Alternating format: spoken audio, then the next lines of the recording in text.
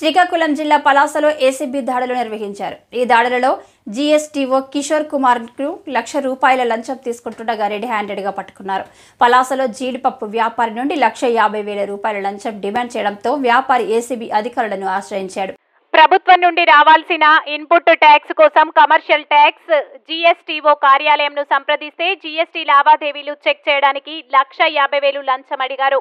దీనితో జీఎస్టీఓ కిషోర్ కుమార్ ను అదుపులోకి తీసుకుని ఏసీబీ అధికారులు విచారిస్తున్నారు. కేసు నమోదు చేసి కోర్టుకు తరలిస్తున్నట్లు అధికారులు తెలిపారు.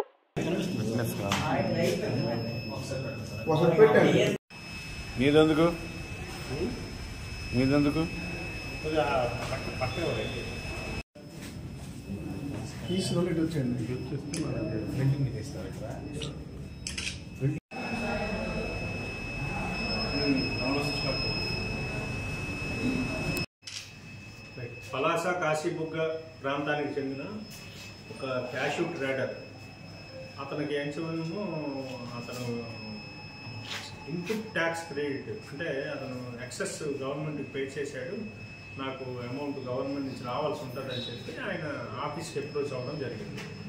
ఆఫీస్కి అప్రోచ్ అవ్వడం జరిగిన తర్వాత ఇక్కడ ఉన్న సిటీఓ గారు ఏమంటారంటే, గవర్నమెంట్ నుంచి నిధి రావడం కాదు, నువ్వే గవర్నమెంట్ కట్టాలేమో ఒకసారి వెరిఫై చేయి, అది చూడు అని అనేది చెప్పడం జరిగిన తర్వాత మళ్ళీ అదే రోజు ఏసీటీఓ గారికి కూడా కలవడం జరిగింది కిషోర్ గారు ఏం చెప్పారంటే, బాబు నువ్వే మరి కట్టాల్సి ఉంటుందేమో, ఒక పని చేయి, ఒక ఇనీషియల్గా ఒక ₹150,000 పట్టురా, అంటే ₹150,000 నాకెక్కడ నేను ఎక్కడ తీసుకొస్తాను, నాకే గవర్నమెంట్ నుంచి రావాలని, నేను డబ్బులు అసలు నేనే లాస్లో ఉన్నా, నాకే రావాలని చెప్పి నేను ఇస్తే మీరేం